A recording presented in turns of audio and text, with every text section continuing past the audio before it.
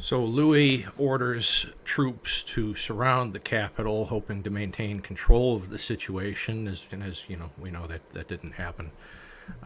The sending in of the troops really did nothing but radicalize the angry mobs. They saw that the king was not at all interested in their plight and helping them, and it got worse. You got to remember, though, that Louis and the nobility were not in Paris. Versailles is some distance outside of Paris.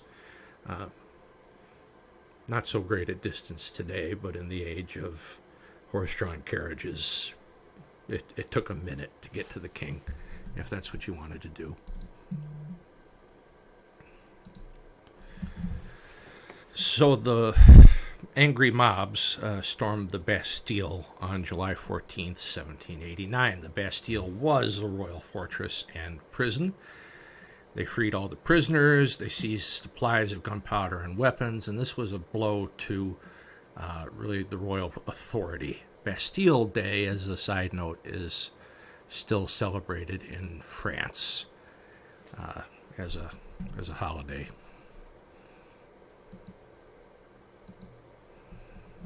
As I said, this event was an important symbolic act against the royal power, and Paris becomes the epicenter of the revolution, which is happening now, whatever Louis XVI was going to do about it.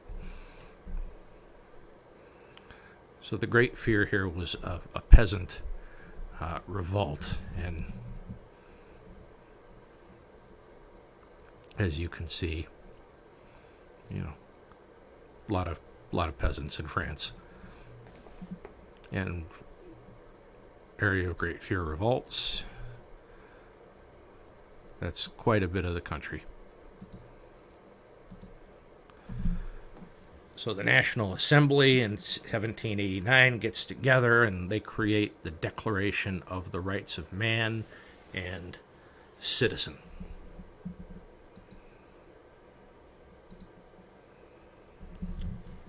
And this proclaims that all men remain free and equal in rights and protected basic freedoms.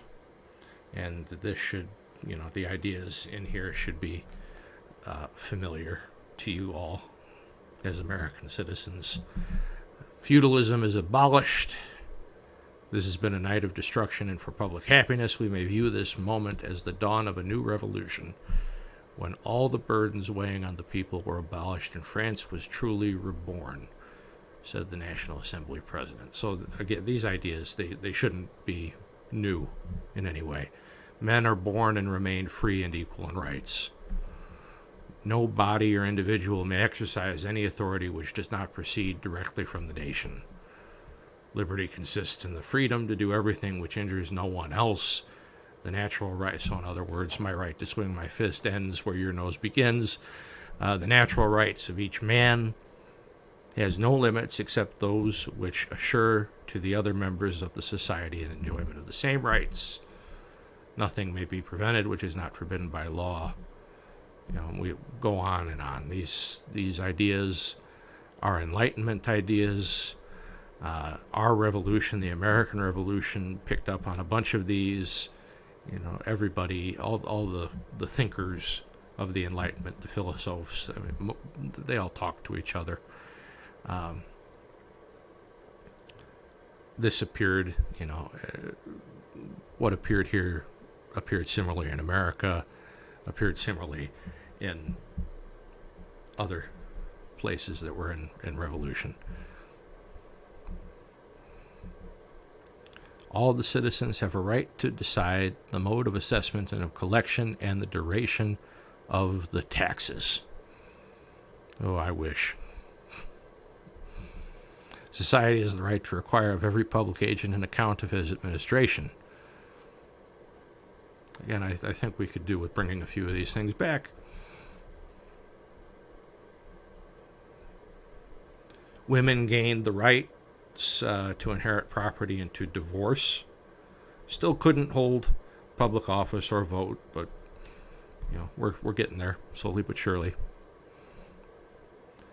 Mary Wollstonecraft's A Vindication of the Rights of Women said that women were not naturally inferior to men, just less educated. And this was true because the focus back then was on educating sons, not daughters. So make women rational creatures, she says, and free citizens, and they will quickly become good wives. That is, if men do not neglect the duties of husbands and fathers. And we also have Olympe de Gouges, and I'm sorry, I'm positive I'm not saying that name right. Male and female citizens, being equal in the eyes of the law, must be equally admitted to all honors, positions, and public employment according to their capacity and without other distinctions besides those of their virtues and talents. And she was killed for opposing the death penalty. Make that make sense. So the National Assembly in August of 1790 passes the Civil Constitution of the Clergy in order to weaken the Catholic Church. If you remember from Part 1, peasants were paying a tithe to the church. So an attempt to weaken that institution would make sense. Church lands were confiscated. The clergy took oaths of loyalty, to the assembly, and would be elected by the people. That is right, they were elected for a little while. The Pope condemned, of course he did, the act, and half the clergy refused to take the oaths. The Catholics, the staunch Catholics in the country would really remain opponents of the revolution throughout. October 5th, 1789 saw thousands of women marching to Versailles, demanding cheaper bread and insisting the royal family move to Paris. And this really, as far as I'm concerned, was the beginning of the downfall of the king and royal family.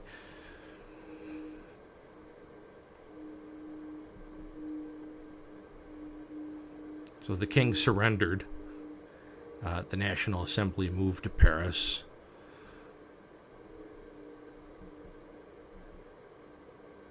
And they created a constitutional monarchy. They established the metric system. They abolished guilds. So guilds were, a rough analogy would be unions. So like all the bricklayers would get together and come up with prices for their services, and there'd be a guild president, and kind of like a union. Think of it that way. So the French Constitution of 1791 established a bourgeois government. So the king got the suspensive veto, and that's a creative name for it. Didn't kill the law. It only delayed passage for 4 years. The king could not pass laws by himself, which his father and grandfather could, and his ministers were responsible for their own actions. France imposed a permanent elected single-chamber National Assembly that had the power to grant taxation and an independent judiciary. So moving away, I hope you see, from the absolutist rule of Louis XIV and XV.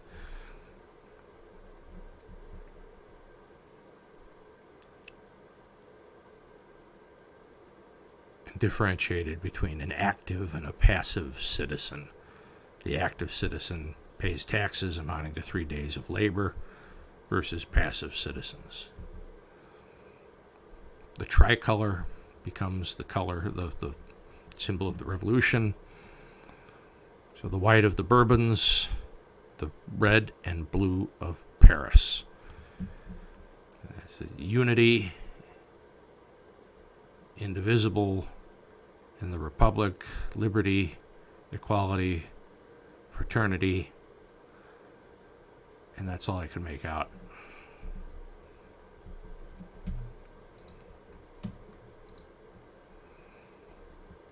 The tricolor is the fashion. There's a liberty cap. I mean, they ran with this.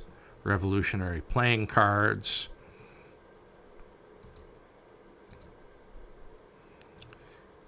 We will come to the Legislative Assembly in Part 3.